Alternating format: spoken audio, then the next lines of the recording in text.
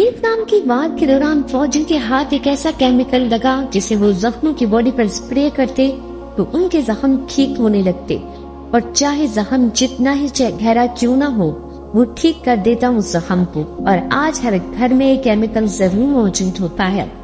Daily life میں کئی چیزیں ایسی ہیں جو ہم یوز تو کرتے ہیں مگر کس کو معلوم کہ وہ غلطی سے انوینٹ ہو گئی تھیں۔ سب سے پہلے ہم بات کرتے ہیں کوکا کولا کی۔ جی ہاں، یہ بات ہے 1865 کی، جب ڈاکٹر پیمبرٹن کو امریکن آرمی نے لیفٹیننٹ کرنل کا رینک دے رکھا تھا۔ بیٹل آف کولمبس کے دوران ان کے سینے پر ایک وار لگا تھا۔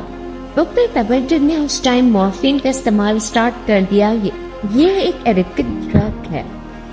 وہ ٹھیک تو ہو گئے مگر ان کو اس کی عادت لگ گئی اور وہ اسے جان چھڑانا چاہتے تھے۔ اس ٹائم الکوہول اور کوکین کو خراب سمجھا نہیں جاتا تھا۔ انہوں نے اپنے لیے ایسی ایک میڈیسن بنائی جس میں کولا نٹس اور ڈیمیانا پلانٹس کا رس ڈالا اور اس کے اوپر کوکینا اور الکوہول مکس کیا۔ اس کو پیمبرٹن نے فرینچ وائن کوکا کا نام دیا، مگر کچھ ٹائم بعد الکوہول کے یوز کے خلاف ایک کیمپین چلی جس نے ان کو مجبور کیا کہ وہ اس ڈرنک سے الکوہول اور کوکین کو نکال دیں۔ اور پھر انہوں نے کوکا لیوز اور کولا نٹس سے اس ڈرنک کو الگ انداز سے تیار کیا، مگر غلطی سے انہوں نے اس ڈرنک میں کاربونیٹڈ واٹر ڈال دیا، اور پھر یہ ڈرنک سب کو اتنی پسند آئی اور اس کو ریفریشنگ ڈرنک کا نام بھی دیا گیا۔ پہلے کولا ڈرنک صرف 5 سینٹس میں سیل ہوئی تھی۔ اب یہ بیمار ہو چکے تھے اور انہوں نے اپنا یہ فارمولا ایسا ڈرنکس کینبری کو $238 میں سیل کر دیا۔ آج کوکا کولا کی مارکیٹ ویلیو $260 بلین کے لگ بھگ ہے۔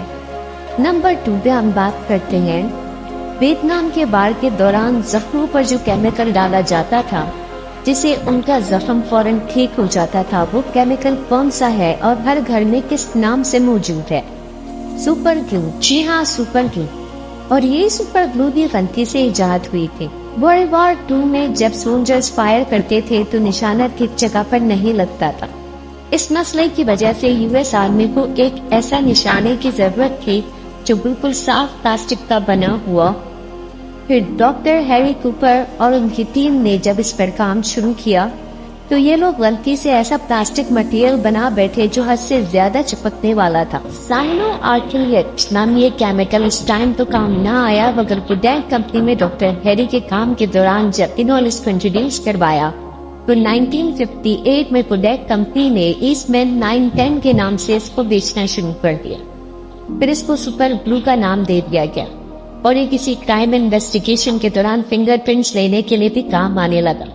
اس کو گرم کرنے پر جو اس کے فیومز بنتے ہیں وہ نہ دکھنے والے فنگر پرنٹس پر ریئیکٹ کر جاتے ہیں، پھر جب یہ ڈرائی ہو جاتی ہے تو اس پر فنگر پرنٹس چھپے ہوئے ہوتے ہیں۔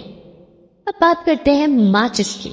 ماچس سے پہلے آگ لگانا کافی مشکل پروسیس ہوتا تھا۔ کوئی پتھر کو رگڑ کر آگ لگاتا تھا تو کوئی لکڑی کو۔ 1857 میں جان واکر کچھ کیمیکل کے ساتھ ایکسپیریمنٹ کر رہے تھے۔ وہ جس اسٹک سے ایکسپیریمنٹ کر رہے تھے انہوں نے غلطی سے بون فائر کے برابر میں اس اسٹک کو رکھ دی۔ اچانک سے اس اسٹک پر فوراً آگ لگ گئی اور اس کے فوراً بعد ان کو میچ اسٹک بنانے کا آئیڈیا آیا تھا۔ جان واکر کی مینشن اتنی کامیاب ہوئی کہ تب سے لے کر آج تک ہر گھر میں ماچس ضرور ہوتا ہے۔ 1859 کے بعد سے جب ان کی موت ہوئی تب سے ہی ان کو میچ اسٹک کا انوینٹر مانا جانے لگا۔ بہرحال یہ تھی میری آج کی ویڈیو، امید کرتی ہوں آپ کو پسند آئی ہوگی۔